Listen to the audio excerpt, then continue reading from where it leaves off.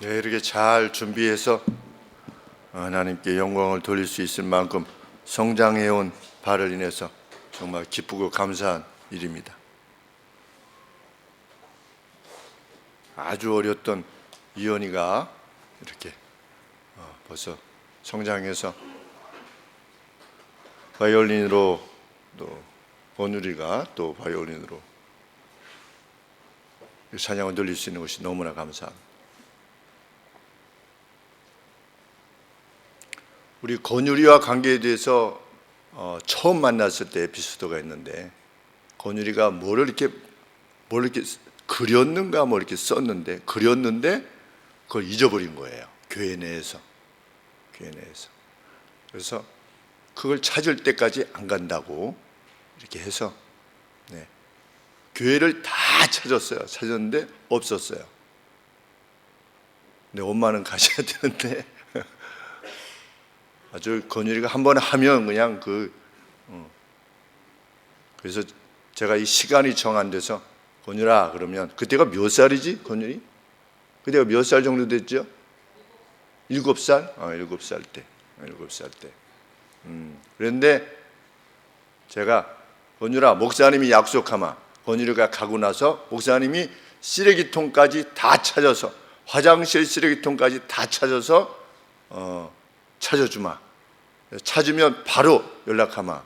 그랬더니 권율이가 그걸 수락하고 집으로 갔습니다. 그래서 쭉 찾았어요. 화장실 그것도 다 털어가지고서 제가 왜냐하면 요만한 종이에다 그랬다고 했으니까. 근데 결국은 못 찾았어요. 그래서 그 다음에 권율이한테 목사님이 힘을 다해서 찾았지만 결국 못 찾았다고 했더니 권율이가 용서해 줬어요. 그래서 권율이가 이렇게 성장해서 참 볼 때마다 기쁨이 있고 해서 너무나 감사한 일입니다.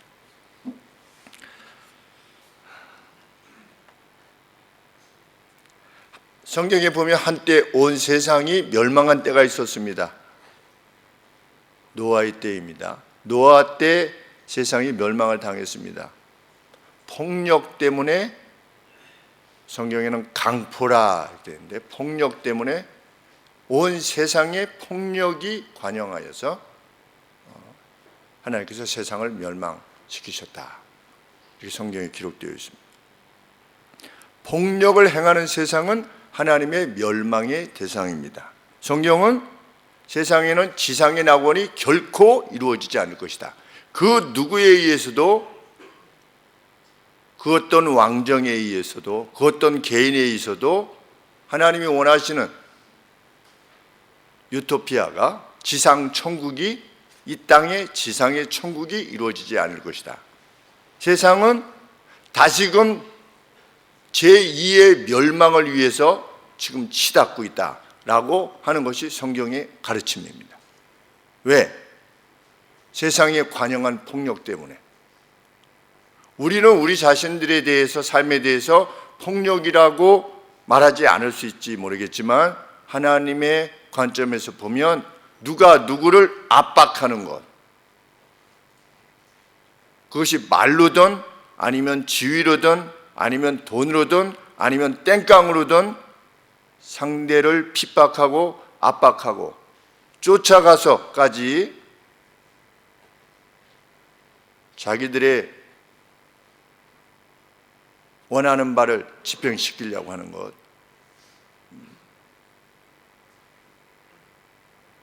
그것으로 인해서 세상은 점점 관영해질 것이며 다시금 세상에는 멸망이 올 것이다. 이것이 성경의 가르침입니다.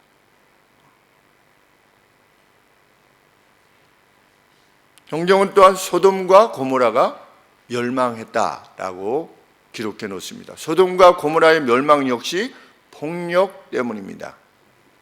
소돔에 가득했던 고모라, 그 동성애 천사들이 그 지역을 방문했을 때 소돔성에 있던 모든 남자들이 나와서 그 남자로 여겨졌던 천사들을 끌어내서 욕보이려고 했던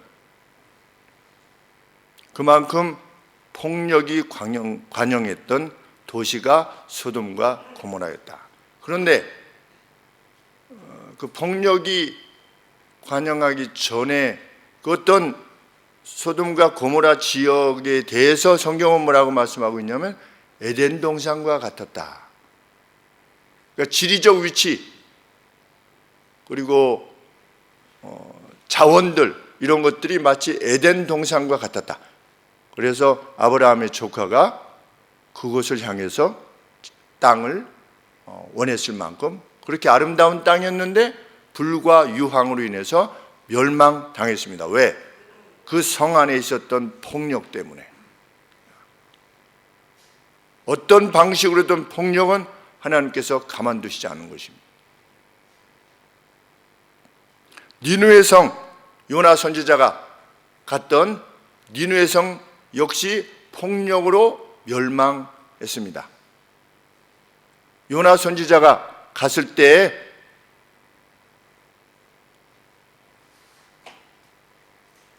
무엇 때문에 그 성이 멸망할 것이라고 외치게 하셨는가? 폭력으로 인하여. 폭력으로 인하여. 우리 폭력을 그냥 단순히 때리고 죽이고 찌르고 이런 것만으로 생각하지 말고 그 어떤 방식으로든 힘으로 무엇을 집행하려고 하는 것, 그것이 다 폭력입니다. 그런데 니느웨 성이 요나 선지자가 가서 외쳤을 때는 회개했습니다. 그러나 그로부터 약 200년 뒤에 아시리아의 수도 니느웨 멸망당했습니다. 왜? 폭력 때문에. 자신들이 지배하던 나라들에 대해서 아시리아가 어떻게 행했느냐? 포로들의 피부를 벗겨서 죽였습니다. 사람을. 포로의 이 표면을, 피부를 칼로 도려내가지고 피부를 벗겨가지고 사람을 죽였어요. 어느 나라가? 아시리아가. 그 아시리아의 수도가 니느웨였어요. 그리고 포로들을 목매달아 가지고서 성벽에다가 쫙 매달아 놨어요. 그러니까 이렇게 줄로 목을 걸어 가지고서 성벽에다가 쫙 매달아 놨어요. 너희들 우리 말을 안 들으면 이렇게 된다라고 하는 것을 보여주기 위해서 그렇게 했어요. 하나님께서 아시리아라고 하는 나라를 패배케 했어요. 멸망케 하셨어요. 아주 강대한 나라였어요. 큰 나라였지만 멸망당했습니다. 승자가 패자를 무자비하게 폭력으로 압박으로 대하게 되면 그 나라는 망하게 되는 것이며 그 커뮤니티는, 공동체는 망하게 되는 것이며 그 개인 역시, 가정 역시 망하게 되어 있다는 것, 성경의 진리입니다. 그리고 성경이 가르치는 역사의 진리입니다. 성경은 왜 이러한 일이 계속해서 반복되는가? 역사는 왜 반복되는가? 어떤 나라가 일어났다가 왜 망하고 또 일어났다가 망하고 일어났다가 또 왜 계속 망하는가? 왜 악인은 힘이 있는 것 같고 히틀러처럼, 일본 나라처럼 더 이상 그 기세를 막을 수 없는 것 같이 그렇게 보였던 나라들이, 이탈리아가 왜 그렇게 되는가? 폭력 때문이다 라고 가르치면서, 그러면 폭력이 왜 멸망을 초래하는가? 폭력을 선보시는 분이 계시기 때문이다. 세상의 역사를 이끌어 가시는 분이 한 분 계시기 때문이다 라고 성경이 가르칩니다. 전도서의 말씀입니다. 전도서에서 역사가 반복되는 이유에 대해서 이렇게 가르치고 있습니다. 전도서 3장 15절에서 솔로몬이 이렇게 가르칩니다. 이제 있는 것이 옛적에 있었고 장래에도 있을 것도 옛적에 있었나니 하나님은 이미 지난 것을 다시 찾으시느니라. 지금 있는 것이 이미 예전에게 있었대요. 그러니까 역사가 마치 반복되는 것처럼 보인다는 겁니다. 참 신기하다. 왜? 하나님은 지나간 것을 다시 찾으실 수 있으신 분이기 때문에 역사에 대해서 그 누가 악을 행하고 폭력을 행하면 역사를 이끌어 가시는 하나님께서 또 그를 상대하신다는 겁니다. 그래서 멸망시킨다는 것입니다. 그 개인도 마찬가지고 사회도 마찬가지고 왕정도 마찬가지고 정권도 마찬가지고 나라도 마찬가지입니다.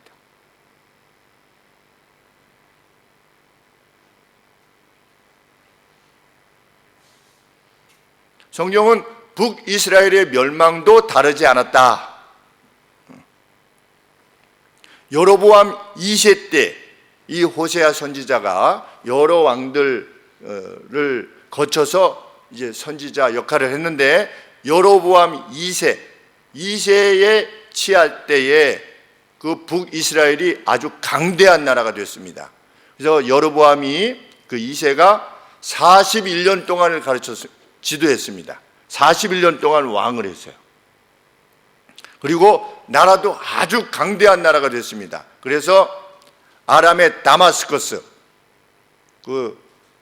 다마스커스까지 영토가 확장되는, 그런데 여로보암은 아주 악했어요. 악했는데도 나라가 강성하게 됐어요. 어떻게 악한 왕이 41년 동안이나 북이스라엘을 다스릴 수 있는가? 성경은 그 이유에 대해서 하나님께서 불쌍히 여기지 아니하시면 그 북이스라엘을 돌볼 그 어떤 존재도 없기 때문에 하나님이 긍휼히 여기셔서 북이스라엘에게 그렇게 번영을 주실 수밖에 없었다라고 성경이 기록하는데, 그렇게 번영을 주셨을 때 북이스라엘은 감사하고 기뻐했던 것이 아니라 그것을 가지고 폭력을 행사했던 것입니다. 하나님을 떠났던 겁니다.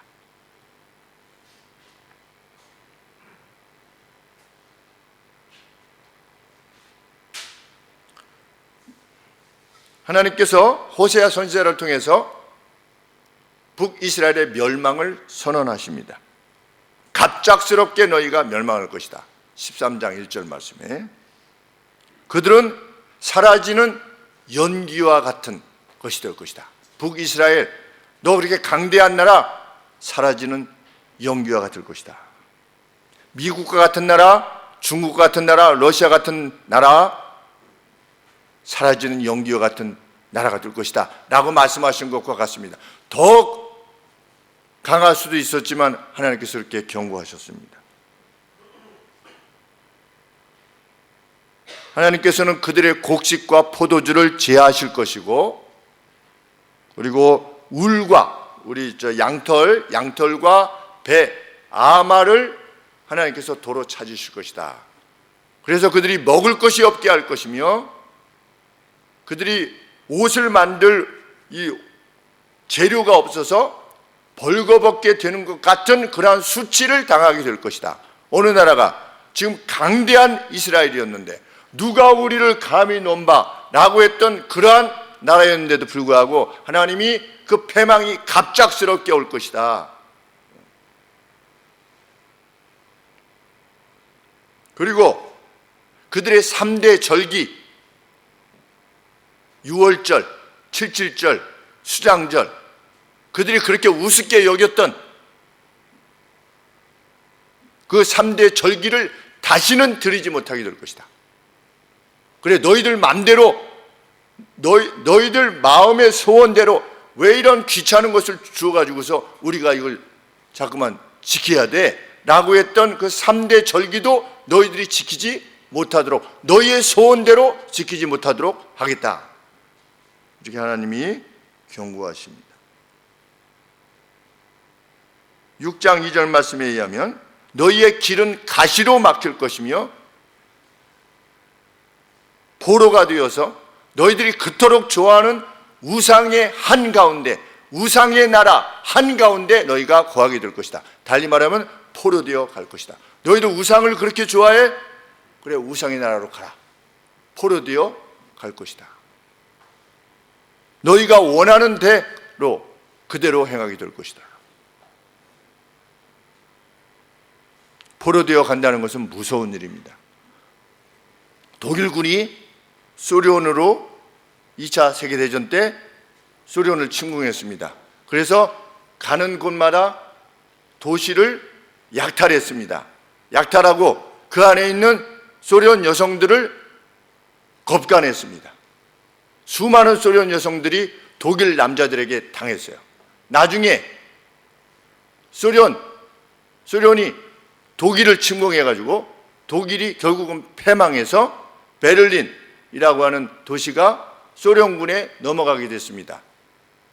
이후로 독일 여성들 200만 명이 소련군에 의해서 치욕을 당했습니다. 인간의 역사는 그렇습니다. 하나님이 없는, 독일도 소련도 힘을 지니게 되면 그렇게 행합니다. 다시 그 힘을 행했던 사람이 다시금 괴로움을 당합니다. 왜? 하나님께서 가만두시지 않기 때문에. 폭력을 행하는 자는. 우리 교회는 땡깡 부리는 그 어린이는 없는 것 같아요. 우리 아동부에는. 엄마가 이거 하지 마라 그러면 아빠가 이거 하지 마라 아니면 해라 이렇게 했을 때 막 이러면서 막 길에서 막 뒹굴면서 막 반항하는 이러한 우리 아동들은 없는 것 같아요. 이렇게 보면 웃음의 의미가 좀 심장하지만 그런데 땡깡도 뭡니까? 힘없는 사람이 쓸 수 있는 폭력이에요. 하나님은 폭력을 행하는 자를 가만두시지 않는 겁니다.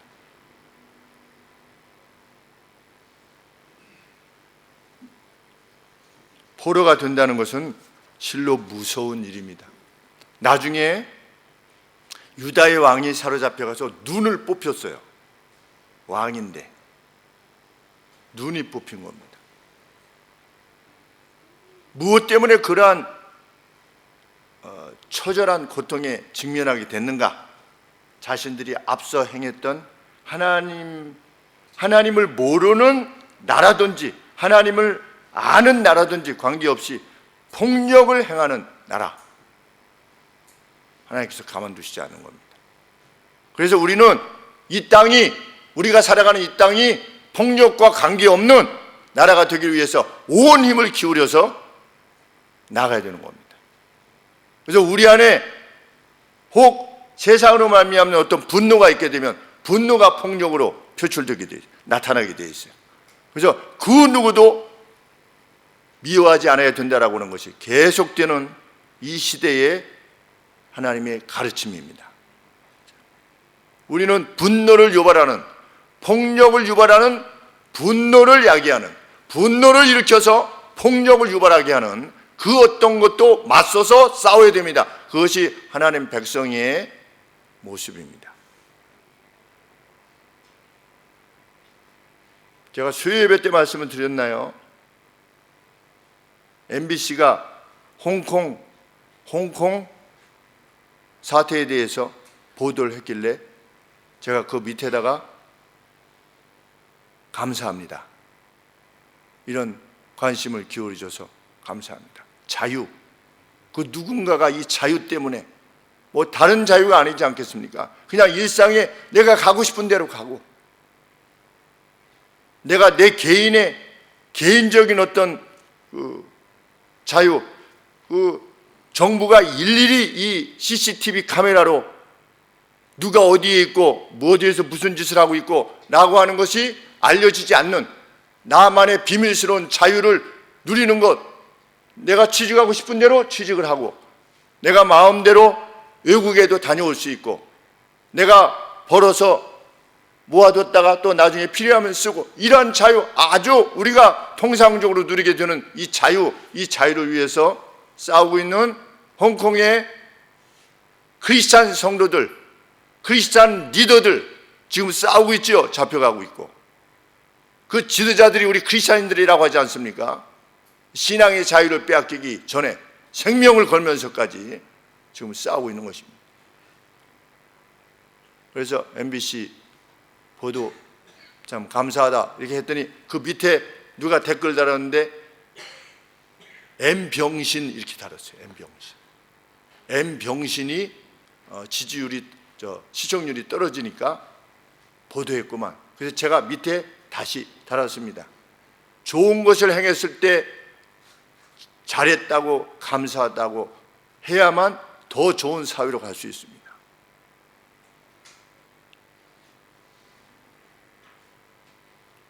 우리 그리스도인들은 어떻게 악을 제거하느냐가 아니라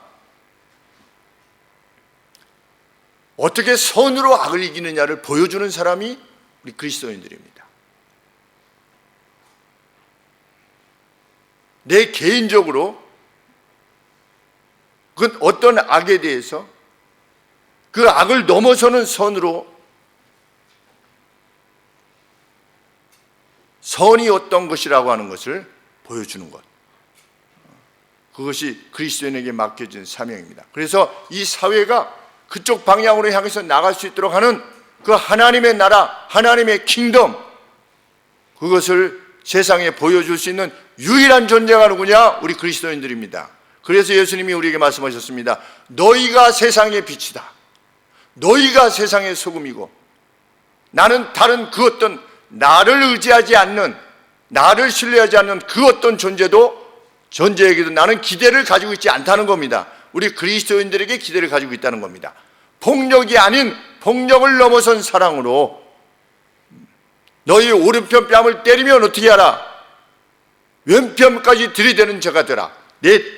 내어주는 자가 되게 하라. 너희는 오늘 누가 그렇게 합니까? 누가 자기 이익을 침범하고 약속을 지키지 않고 이런 이들에 대해서 누가 그럼에도 불구하고 그래 수고했구나, 너로서는 최선을 다했구나 라고 할 수 있는가? 누가 거듭해서 속이는 자를 계속 믿어줄 수 있는가? 우리 그리스도인들이. 기만으로 자기 자신을 속이려 하는 이들을 70번씩 7번이라도 용서할 수 있는 자로 살아가는 사람은 폭력으로부터 자유할 수 있습니다. 너희가 세상의 소금이다. 우리가 세상의 소금일 때 이 나라가 복됨과 번영에 이룰 수 있는 것입니다. 800만 명이 그렇게 됐을 때.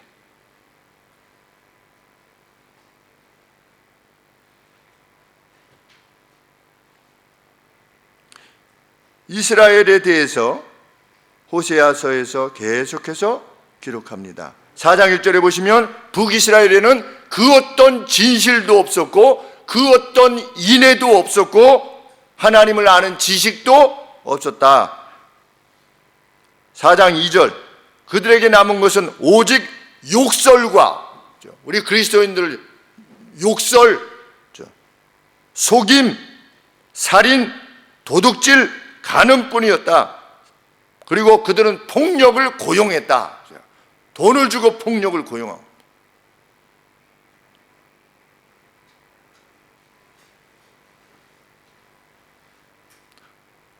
우리 전에 어떤 그룹의 회장이 누굴 때리고 나서 문제를 제기하려고 하니까 뭐라고 했습니까? 한 대당 100만 원 주마. 그런 일이 있었지 않습니까?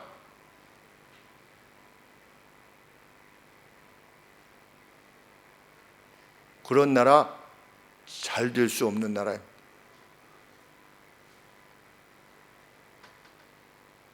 (4장 2절) 말씀에 피의 복수가 피의 복수를 뒤따랐다. 우리 어렸을 때 돌아온 해파리라고 하는 시리즈가 있었습니다. 기억나신지 잘 모르겠는데 돌아온 해파리. 그러니까 어떤 그 난이 발생해서 이쪽 무리들이 이쪽을 다 이제 죽였는데 아들 혼자만 살아남은 겁니다. 아들 혼자만 영화의 영화. 그런데 그 죽이는 과정에서 어린 아들이 여기가 팔이 하나가 없어진 거야. 그런데 이 어린 아들이 가가지고서 열심히 무술을 익혀가지고 돌아와서 아버지의 원수를 갚는다고 하는 내용이 그 영화 제목이 돌아온 외팔이었어요. 그러면 그래가지고 원수를 갚아요. 원수를 갚으면 어떻게 됩니까? 이쪽에서 또 살아남은 돌아온 외팔이가 있을 거 아니야. 그 아들 중에. 그럼 그 돌아온 외팔이가 또 무술을 막 해가지고 어떻게 해요? 여기를 또 죽이는 거야. 그게 돌아온 외팔이의 시리즈였어요. 그러니까 여기서도 계속 죽이고 여기서도 계속 죽이고. 그래서 어렸을 때는 돌아온 외팔이 볼 때 목사님도 한 4살, 5살 때 봤거든요. 그 영화를 시골에서 봤는데 돌아온 외팔이가 원수를 갑을 막 다 죽여. 그 막 마음이 어떻게 해? 와, 시원해. 막 통쾌해. 막 다 죽이는 거야. 이렇게. 그것이 잘하는 건 줄 알았어요. 근데 성경은 우리 하나님을 섬기는 사람은 그렇지 않다는 겁니다. 우리는 악으로 악을 이기는 자가 아니라 선으로 악을 이기는 자다. 선으로.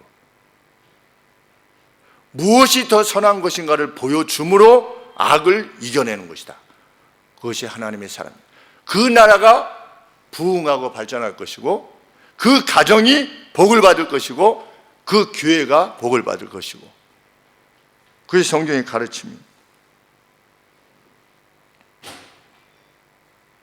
4장 4절에 보면 백성들은 율법을 해석해주는 제사장과도 다투었다.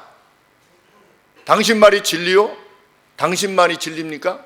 라고 제사장하고 다투었어요. 무슨 권위가 없는 세상이 된 겁니다.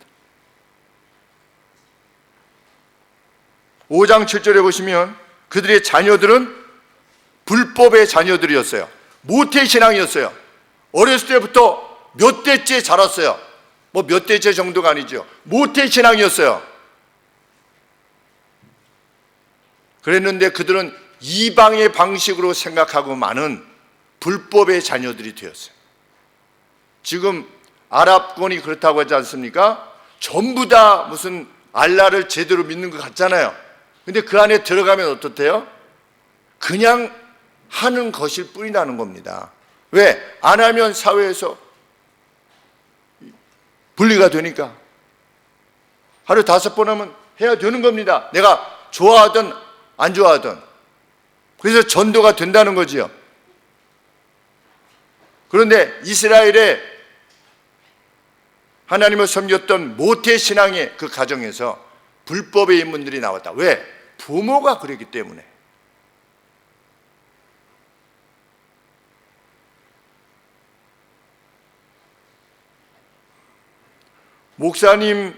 목사의 아들들은 선명하다고 하지 않습니까?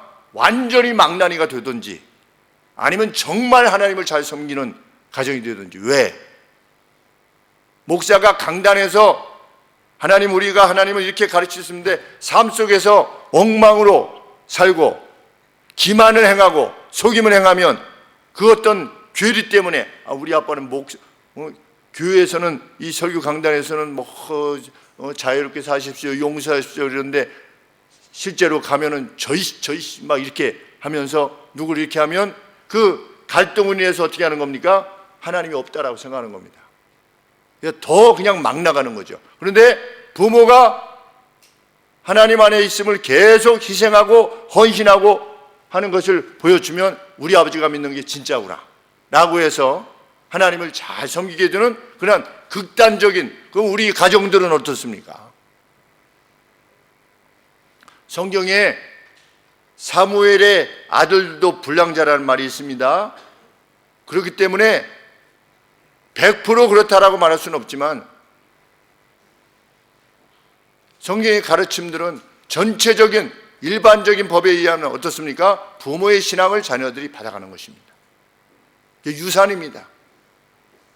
우리 부모는 그때 어떻게 했는가? 우리 부모는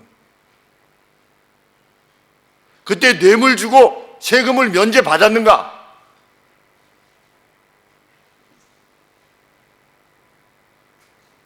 아니면 끝까지 그것을 감내했는가? 우리 부모는 누가 우리 부모님을 괴롭혔을 때 어떻게 그를 상대했는가? 우리 부모는 누군가 어려움에 직면했을 때 어떻게 행동했는가?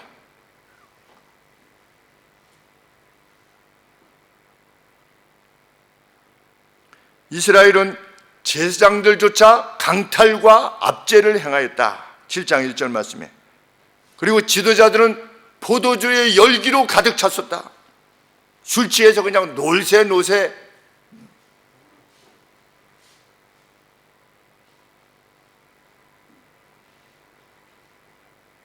문제가 생기면 다른 나라 애굽하고 돈을 주어서 군대를 사가지고 하나님을 찾은 것이 아니라 동맹을 통해서 문제를 해결하려고 했다. 우리 인생사에 있어서 정말 어떤 문제가 발생하면 하나님 앞에 나와서 하나님 앞에 간구하며 목사에게 물으며 이런 상황에서는 어떻게 했으면 좋겠습니까? 라고 했을 때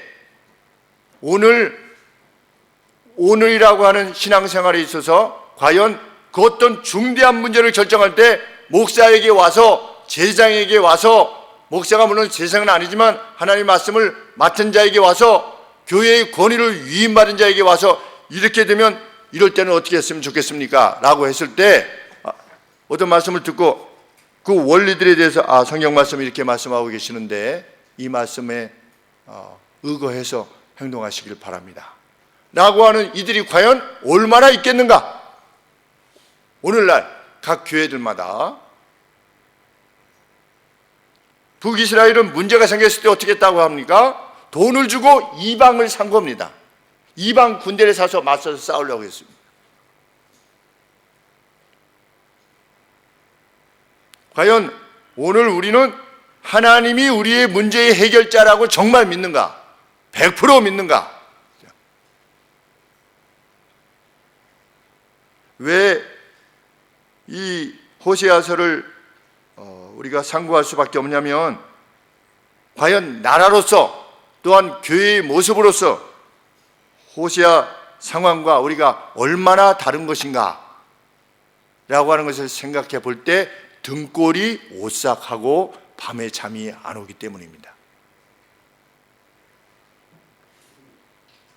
세상에는 정말 기근과 재난으로 인해서 땅이 울어가지고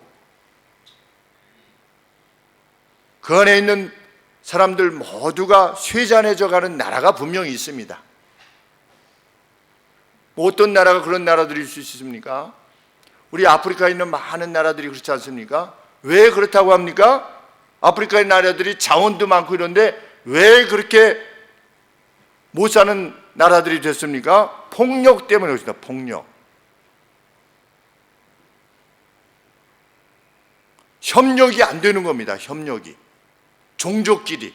나라 안에 여러 종족들이 있는데 우리나라는 그래도 다행히 하나의 민족으로 이렇게 구성이 돼서 그런데 아프리카는 한 나라에 여러 종족들이 있대요. 근데 그 종족들이 서로 화합을 하지 못해요. 그래서 늘 폭력으로 상대를 지배하려고 그래요. 그러다 보니까 나라가 이렇게 되는 겁니다. 세상에는 기근과 재난, 먹을 것이 없어서 그 안에 있던 동물들조차도 슬피 울 수밖에 없는 동물들의 수가 줄어들게 되는 그러한 나라들이 있기 때문입니다. 우리나라도 그렇게 되지 말라는 보장이 없습니다.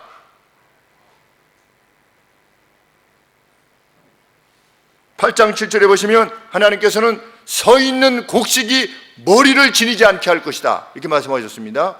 우리 곡식이 이렇게 이제 자라면 여기 끝에 뭐가 달렸어요? 머리가 달렸잖아요. 여기에 곡식이 달린 거 아니겠습니까? 근데 하나님이 뭐라고 말씀하시냐면 서 있는 곡식이 머리를 지니지 않게 할 것이다 이렇게 말씀하셨어요. 있으나 마나한 것입니다.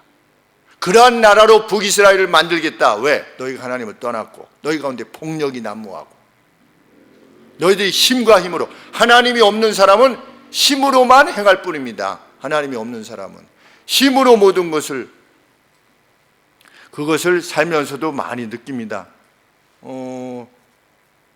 제가 우리 교회 잠깐 다녔다가 지금 만나면 이렇게 권하고 있는 어린아이가 있는데 그래서 이제 14단지 앞에서 이렇게 만났어요. 만나가지고 오랜만이구나.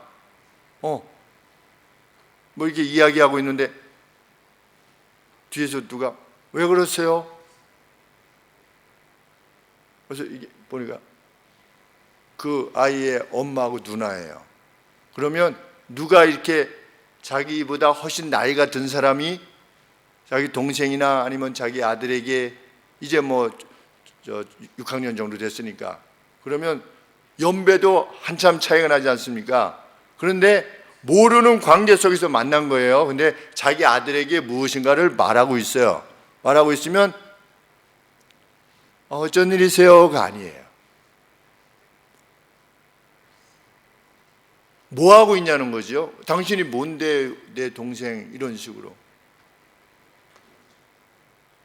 우리는 과연 이 사회를 살아가면서 어떤 모습으로 살아가고 있는가?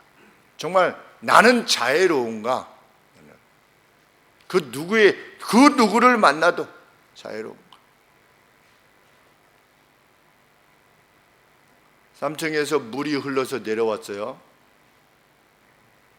그래서 매우 조심스럽게 이게 물이 흐르고 있는데요. 이렇게 그럴 리가 없는데요. 그럴 리가 없으면 제가 왜 전화했겠습니까? 아래층에서. 그런데 그 어떤 이해관계가 딱 부딪히게 되면 벌써 달라지는 거죠. 사람들이. 이것이 이해관계의 문제이다 라고 생각이 되어지면 태도나 표정이 바뀌어집니다.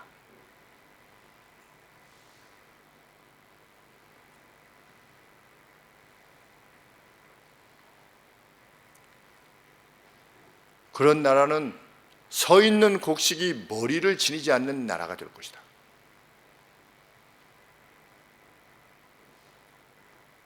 (9장 12절에) 보시면 자녀들을 너희들이 아무리 잘 길러내도 한 사람도 남기지 않을 것이다 라고 하나님이 경고하십니다.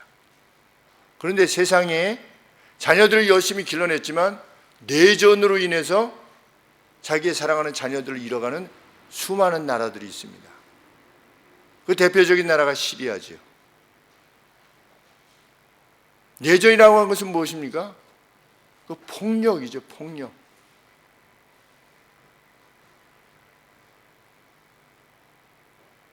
마음이 나뉜 나라. 마음이 나뉘었다는 것은 무엇을 말하는 것입니까? 폭력이 존재한다는 것입니다. 그것이 가정이든 사회든 나라든 그 안에 마음이 나뉘어진 나라 하나님께서 멸망케 하실 것이다. 무서운 경고의 말씀입니다.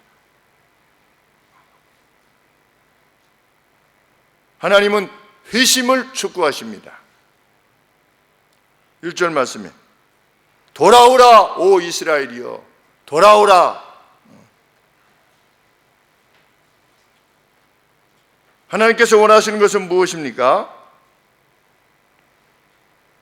2절 말씀에 너는 말씀을 가지고 여호와께로 돌아와서 아뢰기를 하나님 앞에 이렇게 말하래요. 모든 불의를 제하시고 선한 발을 받으소서. 우리가 입술로 수송아지를 대신하여 주께 드리리이다 라고 말하래요. 폭력을 버리고 어디로 돌아오래요? 하나님께로 돌아오래요.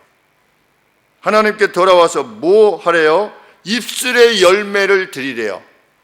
입술의 열매, 곧 수송아지, 가장 화목제를 위해 드렸던 최고의 수송아지, 그 수송아지하고 뭐하고 같으냐면 이 성경 원문에 보면 입술의 열매, 우리가 하나님 앞에 돌아와서 고하는 그 입술의 그 열매가 마치 하나님 앞에 무엇과 같으냐?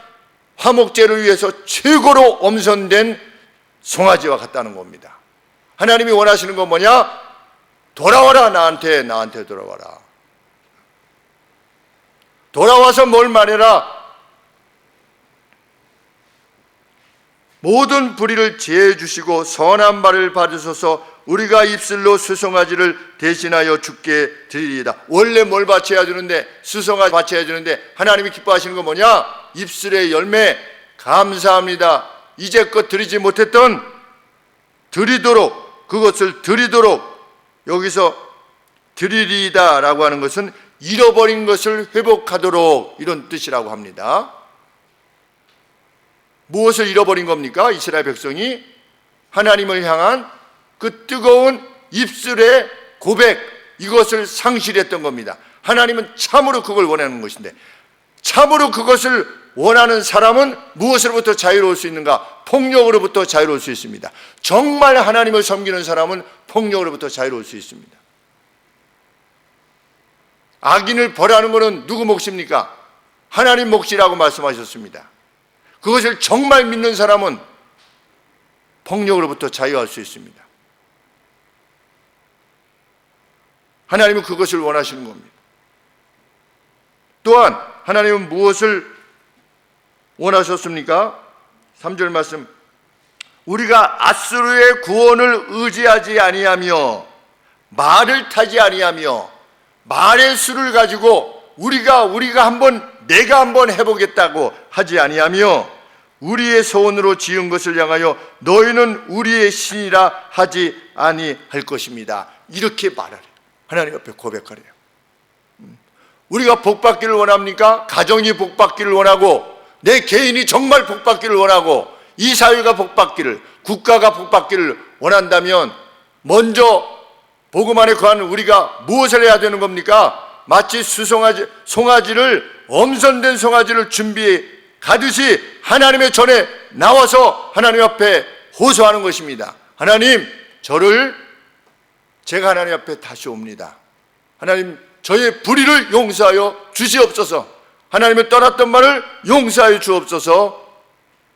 제가 이제 다시는 하나님 아닌 그 어떤 다른 것, 다른 힘, 나의 어떤 기만, 속임, 어떤 압박, 이런 것을 의지하지 아니하고, 저희가 이제 다시는 말을 타지 아니할 것입니다. 내가 한번 뭘 해보겠다라고 하는 생각이 아니라 하나님만을 의지하면서 나아가겠습니다 라고 고백해라. 내게로 돌아와라. 그런 고백이 있는 사람이 하나님 앞에 돌아오는 겁니다. 이 예배당을 빈 채로 놔두지 아니하고, 적막한 예배당으로 만들지 아니하고, 일주일에 한 번 모여서 드리는 예배당으로 만들지 아니하고, 성도들이 와서 자기의 신앙을 고백하는, 하나님께로 돌아옴을 고백하는, 그것을 하나님은 북이스라엘에게 요청하신 것입니다.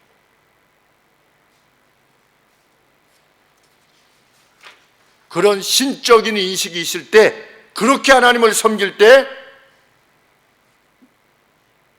하나님 향한 그 감사의 마음이 있을 때,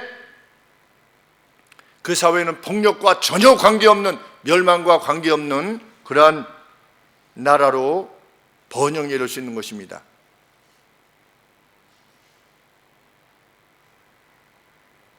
하나님을 그렇게 인식할 때 요셉은 자신을 팔았던 형들을 위로하기를 원했습니다. 우리는 성경에서 보지 않습니까? 자기를 팔았던 형들을 위로했어요. 그 정을 못 이겨서 울었어요. 그 사람이 하나님의 사람입니다. 하나님을 인식하는 사람만이 그럴 수 있습니다. 우리의 믿음은 정말 중요합니다. 그리고 우리의 믿음은 열매를 반드시 맺게 되어 있습니다. 열매가 없다는 것은 믿음이 없다는 증거라는 것이지요. 그러면 최초의 열매, 하나님이 기뻐하시는 열매는 뭐냐? 입술의 열매입니다. 하나님의 전에 와서 하나님 옆에 호소하는 것입니다. 그래서 예수님 뭐라고 말씀하셨습니까? 너희가 기도할 때, 금식할 때 은밀히 해라. 아무도 알지 못하게 해라. 왜? 하나님이 내 기도를 들어주신다라고 확신하는 사람만이 은밀하게 기도할 수 있기 때문에.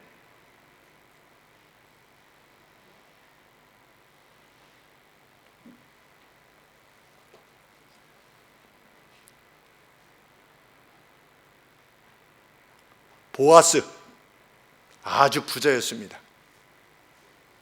땅이 넓었나 보지요.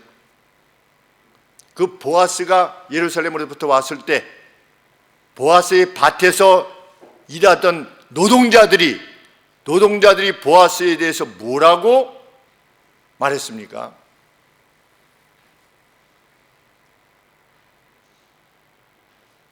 여호와께서 당신에게 복 주시기를 원하나이다. 누가? 노동자들이 땅 주인한테.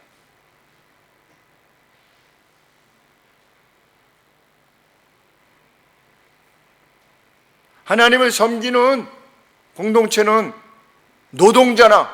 노동자를 부리는 그 주인이나 서로 사랑할 수 있는 것입니다. 그것이 번영입니다. 하나님의 사람이 이 지상에서 추구하는 번영의 방식입니다. 그쪽으로 가야만 나라의 번영이 있습니다.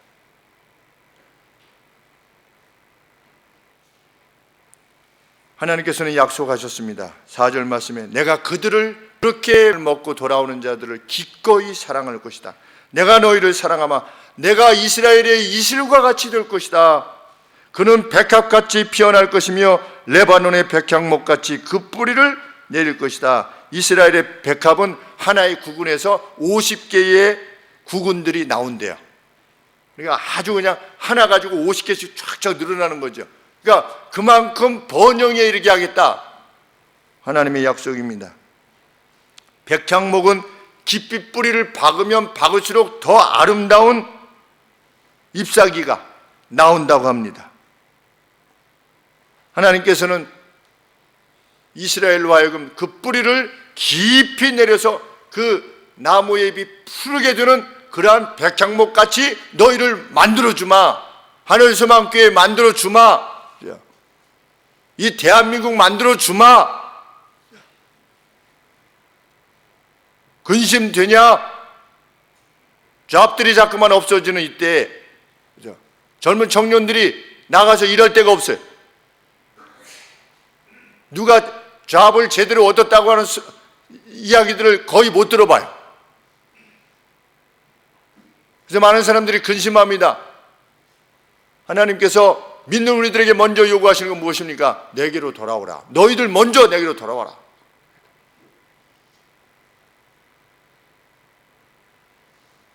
나와 더불어 세상을 섬기지 말고, 세상의 방식을 섬기지 말고, 세상의 방식, 폭력, 힘, 말 이런 거 말고 내게로 돌아와. 내 방식을 사모해라.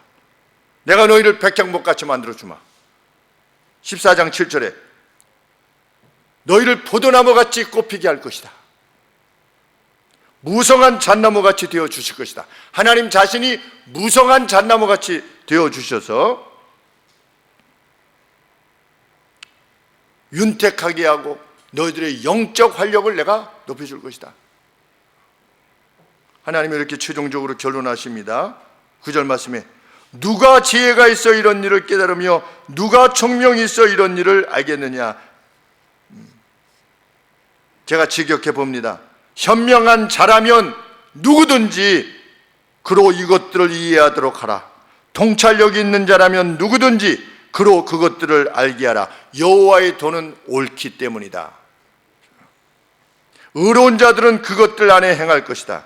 그러나 죄인들은 그것들 안에 넘어질 것이다. 말씀을 듣고 행하는 자는 생명으로 일어나게 하실 것이다 라고는 약속입니다. 거부하는 자는 넘어지게 하실 것이다 라고 하는 경고의 선언인 것입니다.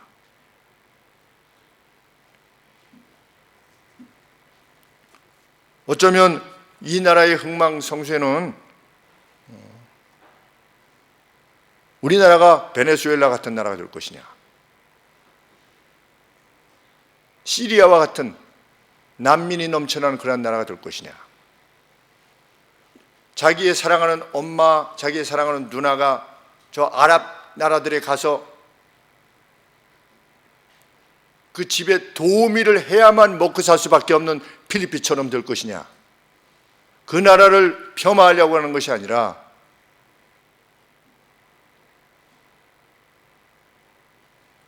우리의 미래가 그런 나라가 될 것인가, 아니면 우리의 미래가 성경에서 약속하는 그 참 푸른 나무와 같이 될 것이냐라고 하는 것은 그 어떤 것에 의해서도 결정되는 것이 아니라 무슨 한국의 지정학적 위치 이게 의해서 결정되는 것이 아니라 우리가 뭐 지정학적 위치가 좋아서 지금 세상에서 세계에서 뭐 10번째 잘 사는 나라가 되었습니까? 그거 아니지 않습니까?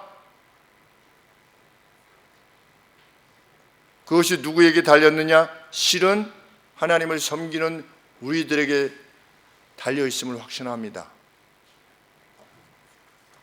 약 800만 명이 되는 우리 그리스도인들이 우리 하늘소망교회가 우리 하늘소망교회 성도님들 모두가 정말 우리들의 입술에 그 감사의 열매를 매일 맺어내기를 소원하는 그 심령으로 오늘을 살 때 나가서 우리의 삶의 현장에서 그 모습으로 살고자 할 때 이 땅에 변화가 올 것입니다. 하나님이 우리를 복 주실 것입니다. 우리의 이 땅에 우리와 더불어 살아가는 동시대의 사람들은 우리로 인하여 복을 받게 될 것입니다. 그것을 다짐하며 오늘 이 시대의 가치와 분명 다르게 행할 수 있는 하나님의 백성들 되기를 하나님 앞에 간절히 소원합니다. 기도하겠습니다.